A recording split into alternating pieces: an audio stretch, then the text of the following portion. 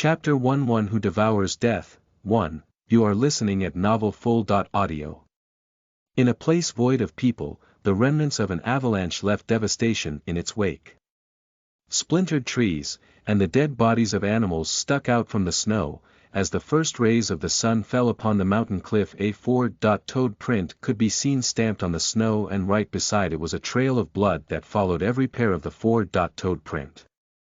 And tracing the blood and print further led to the monstrous figure of a black-skinned figure, with its mane thicker than that of a lion, its bloodshot eyes were somewhat lazy and sleepy, and a pair of dirty brown tusks protruded out of its mouth. The beast breathed in paces as it slowly walked forward, hauling a body that had been inhumanly clobbered to a disproportionate form. Huff. The beast's breathing got even more intense, as if its breathing was getting very stressful as the seconds tick. It paused, abandoning the leg of the disproportionate corpse it was hauling and helplessly sinking to its knee. The head of the beast slowly dropped and purple-colored fluid began to pour out of its nose and mouth, continually for a few more minutes. The beast finally collapsed to the ground. You have defeated a snow troll. The silky voice sounded like it was being blocked by a thick wall and sounded so far. Perhaps it was because Wraith's consciousness had drifted that far. He could barely breathe, but he was still alive. The amalgam of pain that surged through his entire body as he hung on to the tiny thread life offered him at this moment was enough to kill him, to begin with. If death was an option for him, he would have chosen it right then. From that instance when a fucking useless lost and forgotten Archon chose him. In a world like the Rut. A world of the best technological advancement that could ever have been dreamt of. But that advancement was owed greatly to the 8 Archons that stood as a pillar of foundation and excellence for this new world. After the desolation of the 3 realms which was caused by the Great War between the Primordials and the Archons. The Archons gathered whatever was left and built a world out of it. A world that was sealed away from the ruined realms, a world that defined beauty and elegance. The structures were of the best minerals and resources, and not to say were municipal. The Archons, having to retreat into a deep slumber, left an essence of themselves called dust. Dust was passed down to every being that desired to be a hero, regardless of their race or status, a noble profession where one is chosen by an Archon and awakens the world's voice after receiving the Archon's dust. This voice guides and teaches them how to make use of dust, all for the sake of protecting the peace of the world. When every child reaches the age of 17, they pass through the Archon's trial to obtain dust after being chosen by an Archon. Everyone always prays to be chosen by a major Archon. But the worst happened to Wraith, a child that was born to the wealthiest noble in Pomei Empire. He struggled to close his eyes as much as he struggled to open them. He was suddenly chosen by the Death Archon. A forgotten Archon that was so useless that even his essence had entered eternal rest. Whatever dust Wraith received made him just a little bit stronger than normal beings.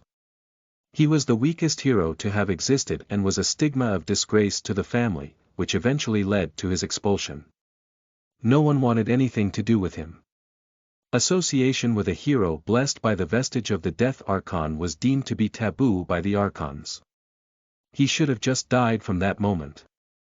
Every moment from that day he got chosen 2 months ago had been a torment.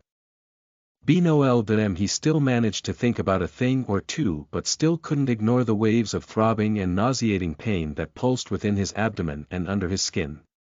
Fighting through the pain was becoming increasingly difficult. If there was going to be a miracle, now is the time. The hankering gaze in his almost closed eyes was enough to tell even a passerby that he was wishing to be saved. The bangs of his jet-black hair were drenched in the blood that covered his face and wetted his eyelashes. The beating from before must have been very intense. Honestly, he hadn't expected to deal with it so calmly. It was the first time that he tried hunting alone. He had to make a living for himself after all. With the ability of dust. Heroes were the only ones that could hunt the terrors that lurked in every corner of the world. The truth was the Archons did not do a very good job eradicating threats, but left it to the heroes since they lost too much from the war with the Primordials. Hunting these terrors, however, was how they could survive, lower-level heroes that couldn't amount to much after being chosen by minor archons had no choice but to live off the money earned from completing submitted quests from civilians and cities, selling terror parts like the hides, horns and in extreme cases where they meet stronger terror that provides expensive resources and meat. You have met the first requirement. The voice was beginning to become torn in Wraith's face, his consciousness sank deeper as he struggled to bring it back to the surface. You have died, congratulations. You have met the first condition, you have received a perk, Devourer, you have received a title, One Who Devours Death. Chapter 2 One Who Devours Death, 2, you are listening at novelfull.audio. His lips pressed together with a slight grimace on his face, his lips were cracked and whitened, it was a wonder how the stream of blood that overflowed his face managed to avoid his mouth. The azure-blue holographic message that appeared in front of him was too blurry for his murky eyes to see. And the voice was distant but he heard well. He just couldn't spare the effort to express his surprise even through his thoughts. You have met the first condition, this condition prepares you for the path of dissolution that lies ahead of you, you will be resurrected. Almost immediately, Wraith could feel a surging relief ran through his entire body, especially his abdomen where his bowels were flowing out. And caused him to be in great torment. Oh my God! He hoisted himself up quickly, running his calloused palm on his body and his face. There's nothing. He muttered as his shaky eyes lowered to examine his body. His body right now looked like he hadn't just died a few seconds ago. The blood stain on his ragged gray jacket told a narrative of a bloody killer and his bangs had clotted with the blood it was drenched in, adding a gloomy semblance to his look which was already frail and bony. He hauled himself slowly over to the monster and still found his mouth gaping. What would have happened if I didn't lace my daggers with poison? Others would have called it foolishness, especially for a wretched castaway who once belonged to a prestigious family. Although heroes who were adept in the use of poison existed, but for a combative hero, defeating an enemy with poison, even if it is a monster, was considered cowardice. Besides, the meat will be bad for food. Wraith, after staring down for a few more seconds, brought out a small knife that was having down on his black leather belt. He began to tear the knife into the monster's skin immediately. Kavanaugh is a city that is home to many low-level heroes and outcasts. Men who do not believe in the Archons and turn to another direction for power. The power they received was sad to be forbidden and a heavy bounty is placed on even a 4-year-old outcast. However, in Kavanaugh, all things are put to rest, and differences are laid aside. And even a man like Wraith could survive thanks to the city's peculiarity. Wraith wobbled his way to St. Hernes Street and continued a steady path on the pedestrian road, making sure to keep his tired eyes on a straight path since the shop wasn't too far anymore. Eyes couldn't ignore him, he still had that bloody shirt on, but he was too consumed in his tiredness to care about that for now. Should we call the police? Did he kill someone? Oh my. Shit, so disgusting. As ladies and gentlemen with vibrant colors of furry coats walked past him, they covered their noses with their gloved palms and glanced back at him a few times before going their way. Even drivers that sped past couldn't help their eyes. Hey, what are you doing walking around the city like that? A bass tone reached from behind. He slowly turned, the fatigue was hitting him even faster since he had to climb out of the mountain on his own. Ah. Raven. The man in a white police uniform, almost looking like that of a sailor, was astounded to see him. Shit. What are you doing? Why are you reeking like that? It must be the troll. The troll. The ice troll. I skinned one. You hunted a troll. Whatever. Get in the car. Only when he mentioned it with a head gesture did Wraith notice the sleek black Falcon JB.2120. It was like a sports car but had inscribed beside it. CCPD. Kavanaugh City Police Department. They were the oversight over the city's internal issues. And were known to be genuine friends to heroes and outcasts, which doesn't always happen around the world. Thank you, Wraith said and sluggishly entered the car's rear seat, firstly throwing the black leather bag which was the source of the horrible disgusting and choking smell. The man entered wearing a black nose mask on his face and sped off. Minutes later, the car stopped in front of a tall bricked superstructure in front of him. Most of the buildings in Cavanagh were high and bricked, almost giving the feel of London in the 90s, but the sleekness, speed, and modernity of cars that sped fast or clothes that passers-by were found and brought one into the mixture of the future and the past. Everyone's attention drove to Wraith as he entered the reception of the building that said, Eleanora Shop. It was the most prominent buy and sell place in Cavanagh. Except for the black market, of course. But even in a seemingly lawless city like Cavanagh, there exist some bodies of organizations that were deemed to be in existence of felony. Such was the black market. So it was not an option for Wraith, was barely trying to survive in this snowy city. Thud, the male attendant in a white shirt, black waistcoat, and bow tie immediately put his hand over his nose as Wraith slammed the leather bag on the counter. What is this, Raven? He questioned, sounding from his nose. The hides, horns, teeth, and tusk of an ice troll. You hunted an ice troll. And yourself? Wraith leaned on the counter. He seems to have already gotten used to the smell. Yes, that I died to make that happen. The man's eyes measured Wraith from up to down, and after a few seconds, he opened the bag with dreaded eyes and put it away beneath the counter. This is a mess, Raven. Wraith, you can't even do a clean job. He grunted and slid some rumpled blue notes to him. Wraith picked up the notes with his dirty hands. The purple color of the monster's blood had almost become one with his hand. After seeing the number on each note that had an epitaph of a bald man with squinted eyes, and separating it into 4, Wraith's eyes widened with his eyeball quivering, a feeling of despair. 400 lose. Wraith gaped. Yes, Raven. Wraith. These materials are in bad shape. Don't you know the shop will be charged extra? Besides, the Heroes Association has increased taxes on every material. You can't blame me for this. Still. Wraith paused, looking at the rough notes in his hand. The best 400 lose could do for him was get him living on bread for a few more days. He at least loved the bread from the Torpedo Ugg bakery. But one small piece of bread costs 50 lose, which he would finish on one go. A family-sized one costs 150 lose. The family one could sustain him for 2 days, which meant he would be able to eat bread for 4 days, and with a change of 100 lose, which would get him a pack of cigarettes. Even a pack of cigarettes these days are more expensive than bread. Damn retailers, just always on the lookout to explore addiction perks. Wraith's gaze lowered for a minute as he remembered he received a perk. What? Do you want anything again? A glass of champagne. Bastard, you gave me so little money and you are trying to expunge it right out of me. A minute later, Wraith nodded but looked into the attendant's eyes with his gloomy eyes. It was beginning to get uncomfortable for the attendant. Are you okay, Raven?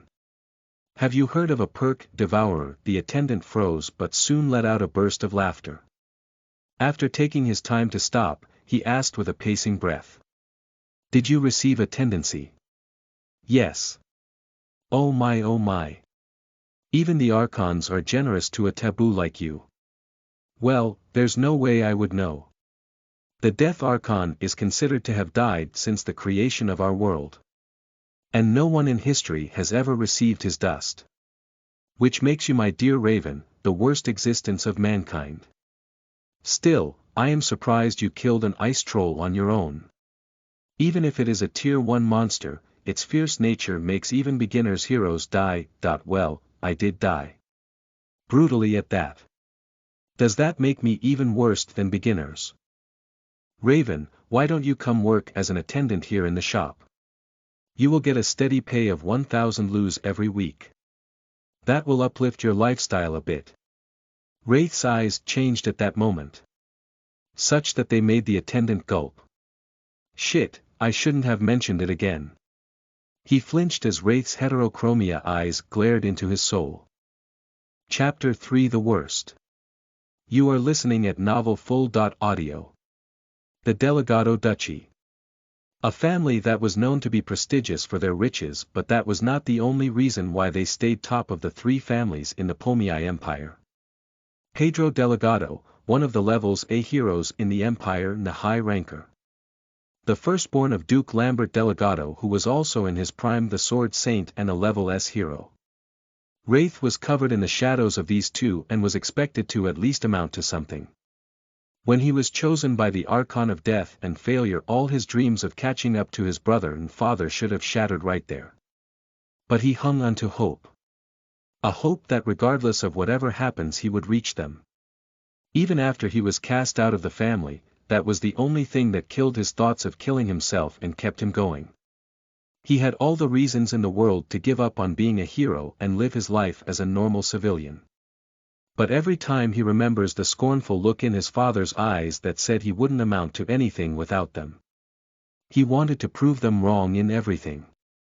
Which was why he was desperately looking for a way to switch Archons. Everyone says it has never happened before, but he was relentless and still is. Although many just see his action as the revolt of a paranoid rich kid who does not want to come to terms with the fact that he has been abandoned by his family. He was 20.1, and it hurt that they see him as a kid. But in all honesty, there was some hard truth that he has not been able to accept. Like the fact that he would never be able to change Archons. I'm sorry, I am just offering you honest advice. Keep your fucking advice to yourself. Wraith chided with a scowling face that made the attendant look away. Whatever. He walked outside, not minding the number of eyes that looked at him from the reception lobby. It was when he reached outside that he remembered he should have taken a bath in the shop's bathroom, but now that he left with anger he can't enter in there again. Now he had to return to the motel he had been using for the past few months. They literally charge for everything. He complained with a frustrated sneer while putting his hand into his pocket to feel the few hundred loos he had just received.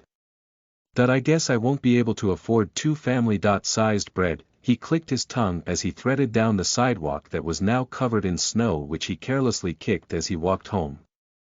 Wraith's hair was wet and rough but was better, bringing a little shine to his face. A white small towel was on his head as he entered the shabby wooden room he had been living in. His one-person bed was situated on one corner of the wall, and next to it was a shelf that looked like something one would have picked on the street. A few books sat roughly on it. They were just some books about dust and Archons that he snuck out. But reading them has been useless so far, at least that was what he thought. Opposite his bed was a long wooden hanger where he could just hang his clothes, and beneath the hanger were 2 metal boxes that were his personal belongings. He sat lazily on the bed and bowed his head, with the towel covering most of his face, likening his current appearance to that of a sportsman after a long and hectic sport. That I definitely died. But here I am. He thought to himself before lifting his head and swiping the towel off his head. Status information. Immediately he called out, the blue tab appeared to him with the information he requested. Hero status, name. Delgado Raven, Wraith, age 21, title. One who devours death, chosen by the claws of failure, destined for damnation. Dust attributes. The darkness beyond death, the dissatisfaction failure brings. Perks. Devourer. Skill, none. Stat, strength. 8 agility. 4 vitality. 12 intelligence. 34. Looking at his status as a hero brought nothing but despair every time. His stats had been in the same place for a while, and then the voice had not revealed anything about how to change it. His attributes were shifty. Attributes had everything to do with the nature of power and jurisdiction a hero's Archon has. It could be wind, water, or fire for some, and for some it could be the embodiment of justice, courage. It's a vast concept, and even today some attributes are being discovered. Simply put, attributes are that point of conjunction between an Archon's dust and the personality of a hero. But everything Wraith could see on his status was bullshit and cow's hit. What am I supposed to do with the darkness beyond death? Dissatisfaction failure gives me crap. It was the same complaint every time he decided to look at it, yet he couldn't get used to it. His intelligence was the only thing he could boast of, and that comes as no surprise because, unlike his impatience will suggest, Wraith was one that loves reading. He saw reading as a way to get away from the cruelty that life threw at him and immerse himself in another reality that was created by prominent authors like Schwager Burton, Annalise Mary, Boogeyman, and a brother and a sister. They were his favorite authors, the kind of cruel world that every one of their books creates, and the nerve-wracking adventure that comes with following the growth of the protagonist. Who knew they would later come to play a big role in Wraith's life? Let's see this devourer of a thing. Perk information, devourer. You have a tendency to devour something. Grade. Upgraded. This is the worst. Chapter for the first trial of death. 1. You are listening at novelfull.audio. After a long day of death and resurrection, what was more reassuring to confirm the fact that one still existed in this same plane of existence than sleep? Maybe a slap in many cases. But a sound sleep was more relieving. But that was his first mistake. You have met the first condition. This condition prepares you for the path of dissolution that lies ahead of you. The dust within you is resonating with your will to grow. There is no rest on the path to dissolution. You will be transported to the abyss every time you sleep. Wraith made a very big mistake by still closing his eyes to slumber as the series of messages kept pouring at the moment he felt dizzy and wanted to sleep. His eyes that slowly closed were forced to open but not in his room. The scenery before him had changed. What in the cracked blocks and stone that seemed to have been broken up by meandering tree roots, a vast plain beneath a sunless and moonless sky, and several fallen stone statues, the true roots had wrapped and cracked most of them.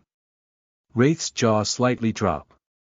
He turned back, perhaps he would see a door, but it was another side of the vast plain that seems to not meet the sky as no horizon was marked out in the space beyond his eyes. How? He paused and gasped.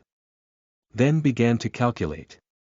After I was done with the shower, I remitted 100 lus to Mr. Fatty, and he told me to come back in the morning for my change. Then I entered my room, and I checked my status.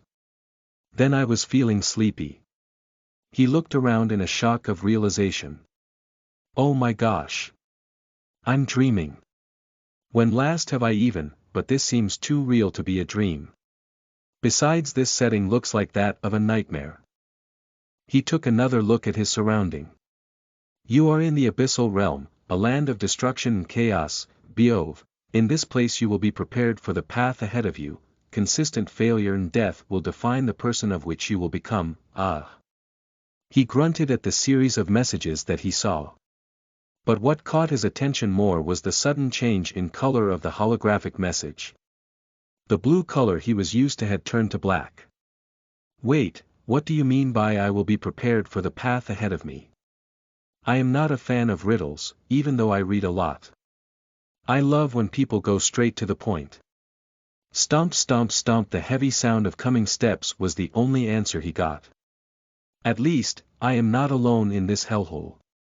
You will commence the first trial of death, defeat the Azura, Thard, Harl, who has been trapped in the abyss, Upon seeing the message, Wraith realized the sound of the footstep began to get closer at a faster pace. Wait, the voice of the world. You can't do this to me, I don't even, he could feel it from behind him. He didn't need to turn, the presence was so elaborate that all his back tingled as if there was a burning fire a breath away from him. His shoulders shuddered and his pupils dilated. Slowly, he took his steps forward and turned around to behold the pot-bellied feral-looking creature that stood 6 foot tall, with matted tufts of hair covering his torso and worn-out leather trousers. And his face was covered by a copper helm that was fashioned in the shape of a wolf. Nightmare.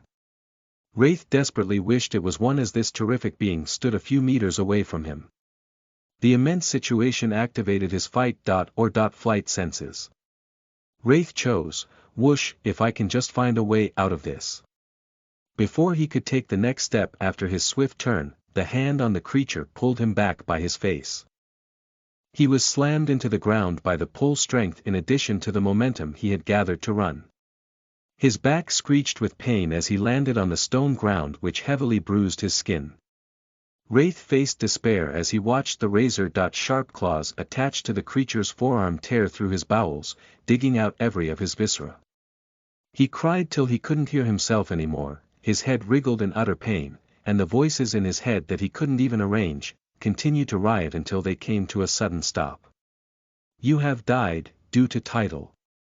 One who devours death, you will be resurrected, pain and agony will be converted to stats, you have gained +2 strength stat, you have unlocked the endurance stat, the same feeling of relief crawled through his skin. At this point, he didn't know what was going on anymore. He just got killed by this creature. And is about to face the same fate a second time. His brows drew together with a slight curl as his eyes slowly rolled up to the creature that gallantly stood before him. Chapter 5 The First Trial of Death, 2, You are listening at novelfull.audio. The Asuras were creatures that were messengers to deities and primordials. Even though they were classified as messengers, their combat prowess was not to be underlooked. And thanks to their undying desire to grow stronger, some of them even end up gaining the power of a god and are able to easily beat archons. Of course, no one in the present world built by archons knew this, for the very fact. Wraith was the first person that has ever encountered one. And his repetitive death was not out of place when faced with a foe that used to run deadly errands for deities and primordials. At first, enduring the pain caused an increase in his endurance stat, and strength stat, but after the 5th death, his stats stopped increasing. Like it or not, he was already getting used to the pain, the fact that he was anticipating it was also a factor. It didn't matter how long it took for the Asura to kill him, the pain was always bearable because he was expecting it. With his few deaths, he had been able to deduce 2 things. Firstly, the creature that stood in front of him was insanely strong, and secondly, he found the way his stat would increase. Although he is not happy about having to die now and then, that doesn't mean he can keep dying over and over again.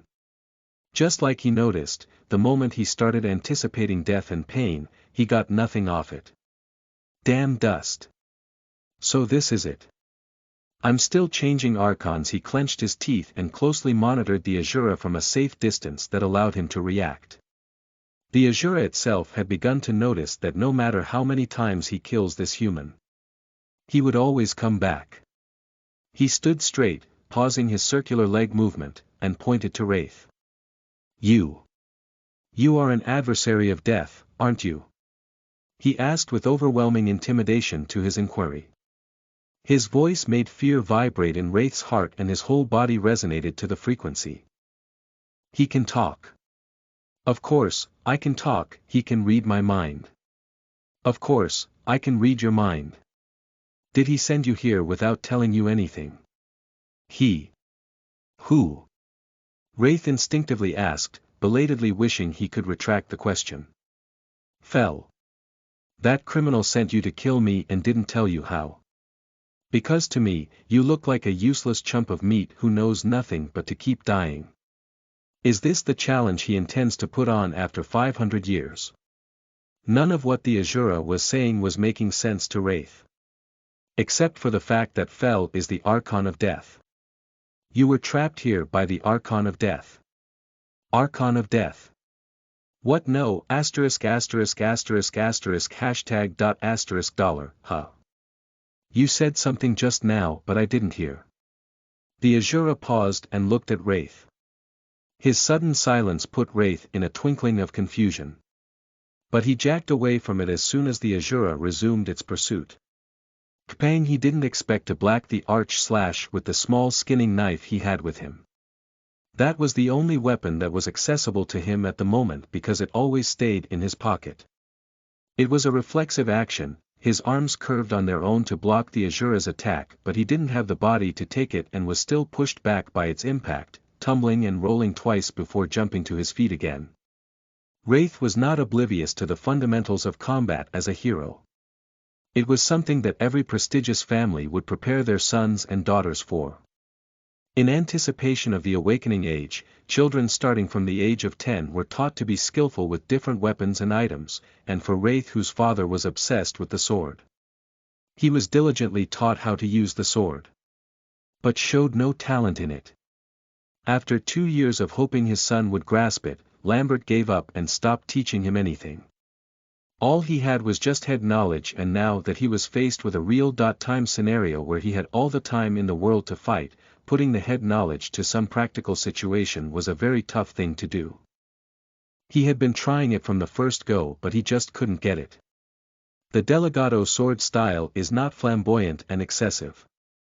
The essence of the sword style itself was elimination with minimal footwork, at the same time creating an opportunity to destroy the opponent's rhythm. Which was why it was essential for a beginner to learn the counter step.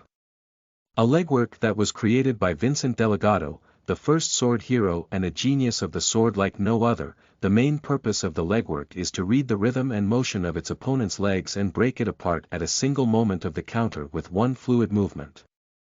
All of the Delegado family sword techniques are focused around this legwork, which makes it a from ... type of swordsmanship than one where the sword does all the work. It is always the leg doing all the work. Even though Wraith knew this much, he still couldn't bring himself to do it. The leg placement was complex and complicated. One needed to have a keen observation to respond to their opponent's leg. But all that, Wraith lacked. The pieces would not come together no matter how much he tries. Whim again, the Azura slipped into him just when he thought he could keep blocking to keep the creature at bay, at least until he figured this out. The Azura raised him into the air with his large hands clenching his neck. L.C. All I see is you dancing like a clown. Is this what the humans have fallen to? He grunted, tightening his grip on his neck while Wraith endlessly struggled to pull the hand away, kicking the Azura over and over again, but the Azura did not move. You lack strength, he said emotionlessly. Still watching Wraith with goad, as if telling him to fight harder, break out of his grip. Wraith's scara reddened and before long began to bleed. His mouth began to monetarily squirt blood till he had less and less strength to struggle. Chapter 6, The First Trial of Death, 3, You are listening at novelfull.audio. Thard Harald patiently waited for Wraith to fully recover, not just his physical state but also his mental state. He sat on one of the crumbled statues with his razor-sharp claws crossed and his eyes glaring at Wraith with blazing scrutiny. Wraith, after standing up, miraculously healed of all the bloodiness just a few minutes ago, stood in one position and after thinking hard about his next step, decided to move on with it. You know, I've been thinking of something. Since this will just continue to be an endless cycle of killing and killing. He scoffed and continued. That I'm sure by now you would have grasped the power of my immortality. You know we don't really have to kill ourselves. You know, right? Thard Harald stayed silent but still kept his gaze on him. I mean, you can just let me peacefully return to my world, while you do your thing in whatever place this is. He concluded, taking another look around. Then why would Fel send you here in the first place? He might be cunning and unreasonable, but he is the most dangerous ###I've ever met. I didn't hear that part. Thard Harald kept his silence even though he knew very well that Wraith didn't hear what he said. Look here Thard, whatever you are, whoosh, the Azura reached him with a greater speed than he had been witnessing over the few hours of their clashing. How? How did you know my true name? The Azura queried with a crinkled brow and his hand reaching for Wraith, who had intuitively jumped a step backward, leaving the hand in midair. What do you mean, why? The voice of the world mentioned it. Ha! The Azura cocked his head rightward. Wraith's statement was not making sense to him, but he decided not to stress about it. If you know my true name, then I have no choice but to kill you. Ha!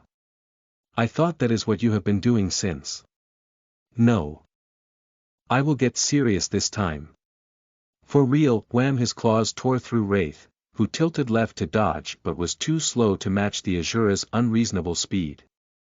Splat! Blood showered out of his right shoulder that was grazed by the sharp claws, and Wraith ended up falling leftward, rolling over to get as far away as he could from the Azura using even the measly of moves. He pressed the wound on his shoulder hard, but the sprinkling blood still found loopholes to escape from and was splattering around through those loopholes, staining his face. The overall strength in his left arm began to escape. Who knew where they went? He was already weak enough with 2 hands, who knew how weaker he would be with only one? The Azura did not give him breathing space and had closed the distance again. The next minute Wraith stood up, his claws dived upwards from beneath Wraith, gathering a gale of wind as he struck upwards with red lightning sparks. Kpang, the skinning knife saved Wraith again, but that was the last time. The knife shattered to pieces as the claws clashed with it on its way up, leaving 3 slight blade tears on Wraith's cheek. If not for Wraith's intuitions to jump back as the claws came from below, it won't be the knife that got destroyed but his chest. The claws would have carved right through his torso and that would have been another splendid death. Wraith's head was in turmoil and he was still foolishly clinging to the idea that this could be a dream and he could wake up any time. Besides, the longer he spent fighting the Azura, the more he realized just how far apart both of them are in terms of strength alone. Deflecting the Azura's attack put a strain on his wrist, and using the dagger so far was becoming strenuous. It was about time he abandoned it anyway. But now, how was he supposed to face a creature that was superior to him and was armed without a weapon? You spineless piece of shattered bones. Do not think I will take it easy on you because you lost your weapon, so far I can tell.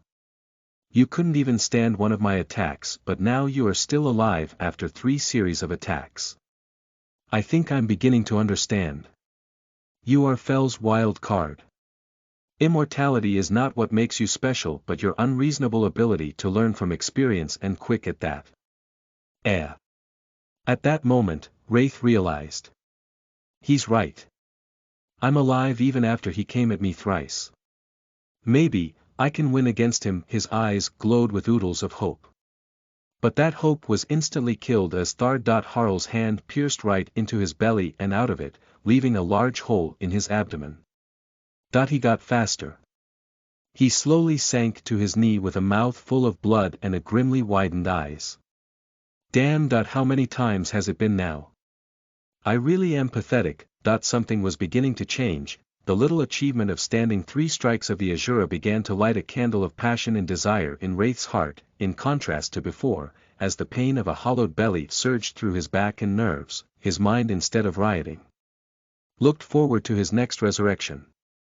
Maybe, this time, he would withstand 5. Chapter 7: The First Trial of Death. 4. You are listening at novelfull.audio. Growing up, Wraith was not a dumb child. All his life he had to live it by the books. There were etiquettes about how things should be done in stylish elegance. But all those times, what had truly been happening to him was sealing and suppressing. The desire to catch up to his father and brother was subconsciously birthed from his longing to be acknowledged by them. Maybe his rage was his way of convincing himself otherwise, but his talent and prospect were buried by the noble life he lived because no one recognized how much of a genius he was, except his first true foe. Harl stood 10 meters apart from Wraith, but he could tell. Those eyes are burning.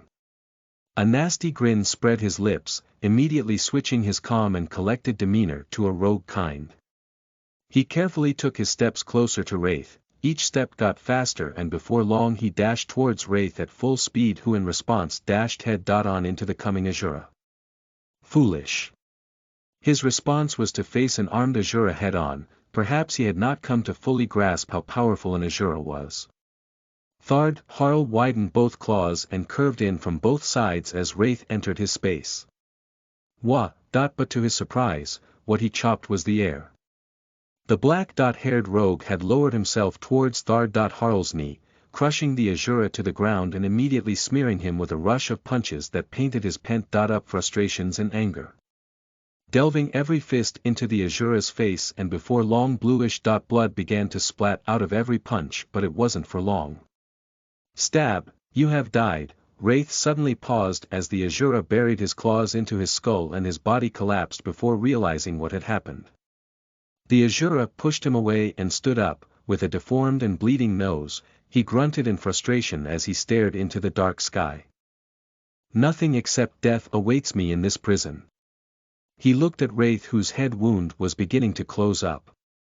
Wraith stood up again, this time even more collected than before. I was rash, I was too rash. Running in like that. Think, Wraith, think. What do you have that can be used to turn the tables? Don't think about the things you don't have. Think about the things you have. His eyes inquired for answers as he stood up, with a lifeless glare and a trembling pupil. I want to get stronger. I want to stop dying, I want to surpass all of them. I want to surpass them. Consistent death was messing up with him and mixed with his awakened desire thanks to the fact that he realized that he stood a chance against the overwhelming powerful foe in front of him. He entered a state of berserk. Where his pent-up emotional wounds that forged his desire to grow ran amok. Right now, all Wraith wanted to was to get stronger. Before now he saw no possibilities in it as far as it was the Death Archon, but in a moment of consistent failures and death, he overcome a vital fear. The fear of death. No. Wraith knew what it was to lose every single time. That scornful gaze of his father's was deeply engraved in his head. The way he is looked down upon by everyone who knows he was chosen by the Death Archon, their bickerings behind his back wouldn't stop. It itched him. It irked every single nerve of his. But he was weak. He was a failure. And he hated the feel of it. No. It can't be this. This can't be it. I want more. His personality finally reached the first point of conjunction with the dust he held within. You have activated a unique attribute, the dissatisfaction failure brings, attribute characteristics. All perks would be explosively available for use.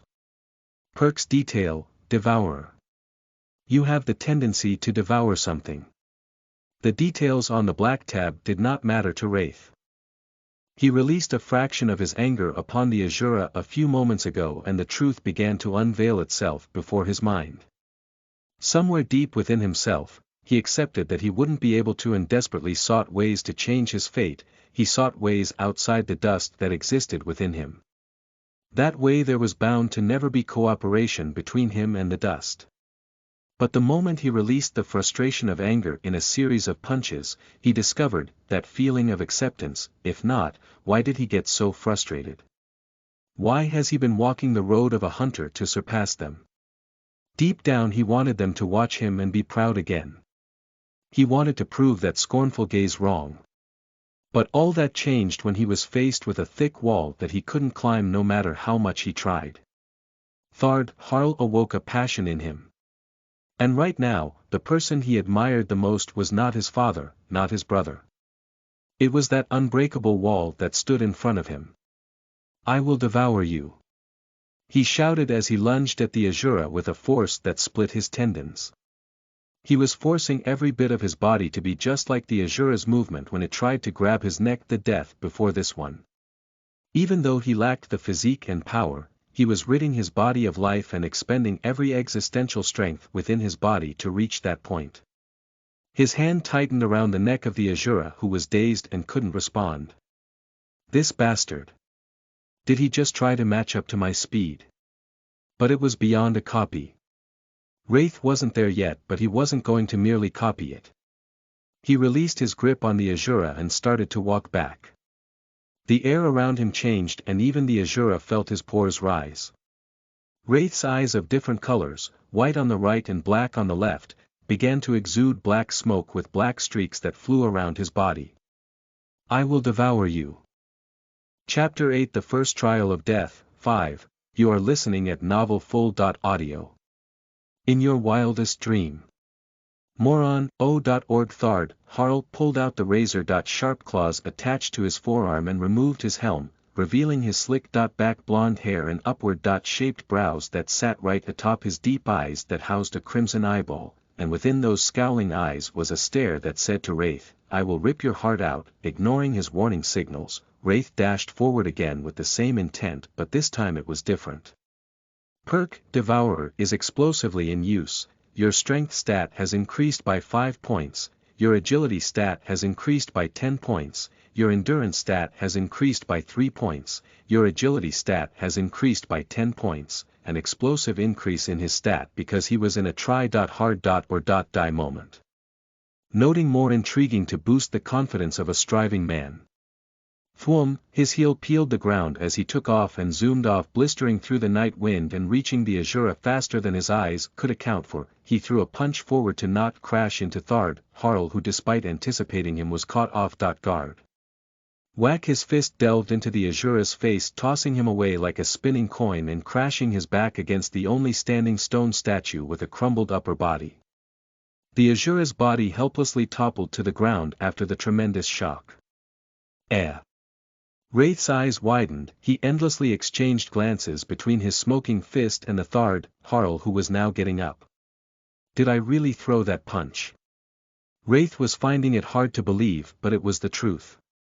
He landed a body-flinging punch on the Azura. Even if he died, he would be happy.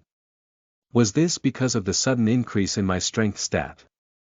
Wraith thought of the possibility but could not come to a certain conclusion, since it was not like he had others around to guide him through the life of being a hero like others. Everyone tried their best to avoid him since he was chosen by a Death Archon. How splendid! Thard, Harl said as he stood up and wiped the blue blood off his mouth, his hand, then spat out the one in his mouth. He cracked his neck, tilting it left and right. I will show you, insignificant pipsqueak, that you are not on the same level as I am. Fu the Azura began to exhale breeze through his mouth and softly mumbled. Mirage walk, right there in front of his visual. Wraith lost him.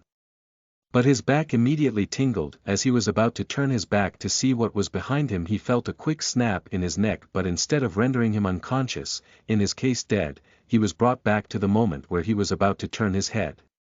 From the instincts of experience, he leaped to the front without looking back, and the Azura's hand swung through the air in an attempt to snap his neck.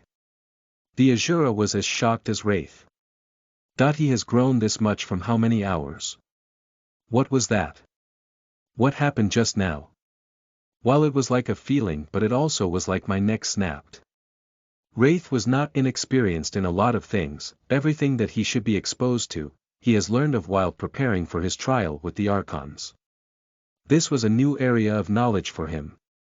He knew not what it was, but there was one thing that he learned from the brief and sudden experience. I need to recreate it. I escaped death because of whatever played out at that moment. Wraith understood the fact that he wouldn't have to always die if he could manage to recreate the feel of what happened just a moment ago.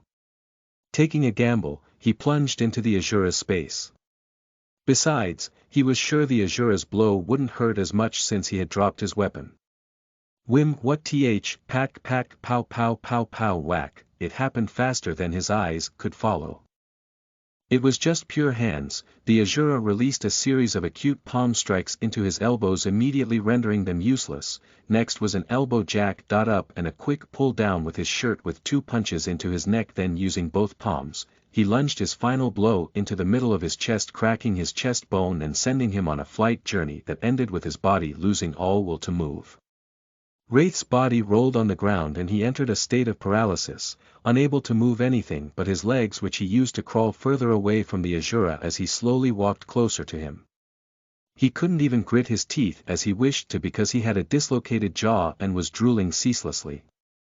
While I admire your will and strong desire to devour me, to be stronger than I am, it is just an act of foolishness. You don't know your place. Fel should have thought you this much if he wanted you to defeat me in a fight.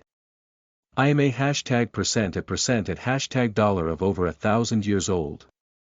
Think again, human, can you defeat me? He reached Wraith and stepped on his left leg. I don't know how you entered this place, but when you get out, tell your master I dare him to confront me himself. He squeezed his iron boots into Wraith's leg and twisted it, causing the young man to let out a loud cry of agony. I will take my time killing you from now on. Chapter 9, The First Trial of Death. 6. You are listening at novelfull.audio. Faced with a desperate Wraith, Thard, Harl began to reveal the true level of his strength. Burying explosive strikes into Wraith's belly before he could even see it coming. Strikes that broke his bones and ruptured his organs from within. Wraith's death drastically increased. Forget about withstanding one strike, at this point he couldn't keep up with his movement again. But every time, Wraith put his hope in recreating that one moment. That time when he perceived the opponent's attack so clearly that it looked like it happened to him and acted out of pure reflex. Wraith knew and could feel that the tide of this battle would change the moment he can recreate and master that feel. Your persistence is foolish. I am blessed with immense stamina, I can never get tired, you will wear yourself out until your brain can't take it anymore. You keep dying and waking up, you think it is a phenomenon your measly brain can adapt to. But step by step you are crippling your brain, traumatizing that little ball of thoughts. In due time, all that will be left of you is a vessel with no will. His words carried weight and stabbed truth into Wraith's heart. He has always been a very cautious person and has been thinking of the flaw of this ability should it really be that this is not a dream and he can resurrect. Well, that was before he began to enjoy the fight. At least by now, he was well sure that this is as real as the world of the rut. Which is why Thard.Harl's words got to him even more. Will I really become brain.dead? As of now, Wraith was not experiencing any side effect and he also had to take account of the fact that the Azura might be trying to play a game of mind with him. He is after all a creature that is capable of reading the human mind. Reading human mind. Wraith suddenly froze. He can read my mind. Doesn't that mean all my attacks are useless? This means from the beginning even the times that I landed a hit on him, he could have dodged if he wanted. Since he can read my mind and knows where my attack is coming from. Wraith unexpectedly put a piece of the puzzle together, but that was not just it. Azura Thard.Harl was a mind-reading Azura. All Azuras are relative in terms of their unique abilities and always have one of them. Dovko, but because they are creatures with access to superior knowledge and a body that can amass an enormous amount of physical capabilities, they train themselves surrounding that one unique ability they possess. For Thard.Harl, it was mind-reading. No one could lie to his face because of all the truth he hears. That is his jurisdiction as a messenger. However, just like everyone else, he trained his body in a martial art that allows him to be able to react super fast to a creature's movement. And so far so good, he hadn't been using that skill. When he dropped the claws was truly when he got serious.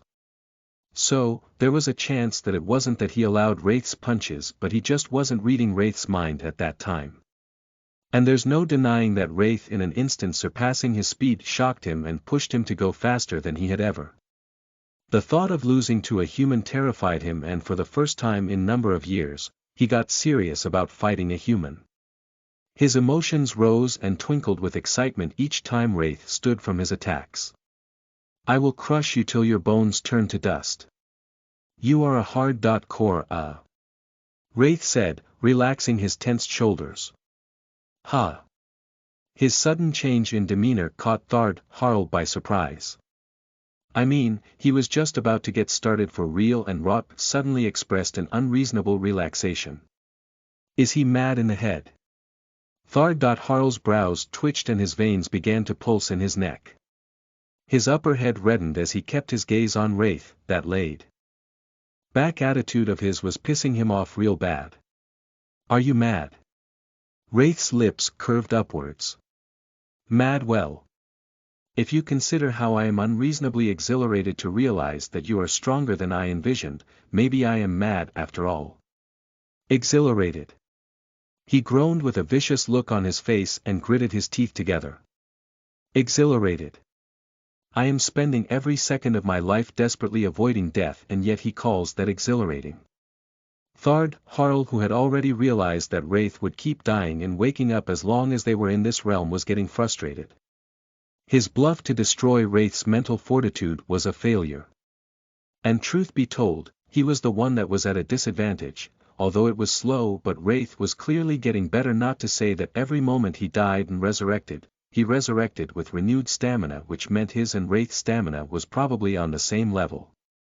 Besides, he didn't have an infinite amount of stamina, he just had an immense amount of it, and using such blinking speed with a constant mind-reading state was suckling the life out of him and draining his stamina at a faster rate. And since he has been imprisoned in this supposed death realm, he couldn't use the power of his dust. I'll crush you.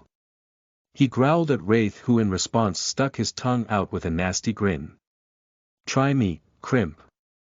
I can't wait to devour this version of you. Chapter 10 The First Trial of Death, 7, You are listening at novelfull.audio. Wraith's sudden cockiness alerted Thard. Harl's senses. He might not have known Wraith all his life, but with the past few hours he has spent with him in the abyss, he could tell that this young man was not the kind of person to do things without a reason. Every time Wraith came closer to him in terms of strength, it stemmed from a strong resolve, and Harl had no idea how he kept mustering unreasonable resolve when he was obviously going to keep dying. Wraith's immortality was to be blamed for a part of his stubbornness, but Wraith was not relying on it.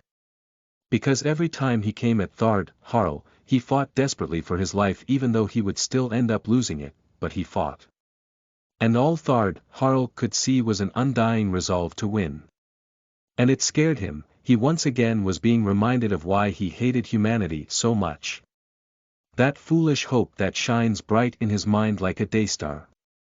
I will crush it, I will show you that you are beneath me and belong nowhere else. Harl was being careful, but he was getting angry, very angry. Don't think. Don't think. Don't think. Don't think. Thwack, Harl covered the distance between him and Wraith in a fraction of a second, and in the next fraction blasted a chain of stomach punches that burst air from Wraith's back, tearing his clothes from behind. He spat out blood upon the last blow, which was the sixth but was seen as the only one by even Wraith, who was so close to it. He didn't even have to worry about thinking, because the increasing speed at which Harl kept dealing with him could not be handled by his slow chain of thoughts. Wraith had grasped the basis of what he needed to do, but did not have the whole situation organized. Even if Harl was an Azura that coordinated his attacks based on Wraith's flow of thought, how was he supposed to fight without thinking? It wasn't like fighting used to be his thing. He sank to his knee and Harl grabbed him by his hair. How foolish! Slap! His head flung sideways and spat out blood despite being held by Harl. Slap, slap, slap. The Azura continued to slap his face until his cheeks were swollen and blood had made the most of his jaw and chin. Wraith slowly turned his head as the Azura raised him, pulling his hair. It hurt, it was stinging to be pulled by his hair, and Wraith especially hated it because out of everything he was made of, that black hair is the only thing he was very proud of. Because it was an unwashable and unmatched trait of the Delgado family. You don't get to see many people around having jet black hair like his. He spat blood on the Harl's face as he was lifted. The in reflex closed his eyes to prevent the blood from entering. And in that split second, it happened again, an instinct that Wraith could not help but follow. Just as the Azura closed his eyes from Wraith's blood and was about to open them, Wraith delved his fingers straight into the Azura's eyes, causing him to stagger backward with a frustrated groan. The Azura bent down with his hands on his eyes, and soon droplets of blue blood began to fall on the ground. Wraith's eyes were filled with the sparkles of stars. I blinded him. His mouth gaped in joy as the blood kept pouring out.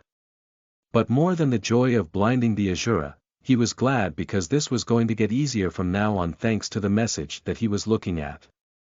You have awakened an inherent perk, Transcendent Senses. Grade. Prodigious. Details. You have a very uncommon sense of getting used to certain situations, and because of this you have developed an inner sense to smell openings and dangers. Your senses improve the more you get used to the situation and have no limits. Wow. Prodigious. A prodigious rank was quite high, and since he knew high it was, he was even more bewildered. The least grade of perks, which also applies to skill, is generic, sterling, peculiar, exceptional, prodigious, legendary, divine. He finally gained some useful perk, but having a grateful heart, he couldn't help but trace it back to the intense situation he was put in.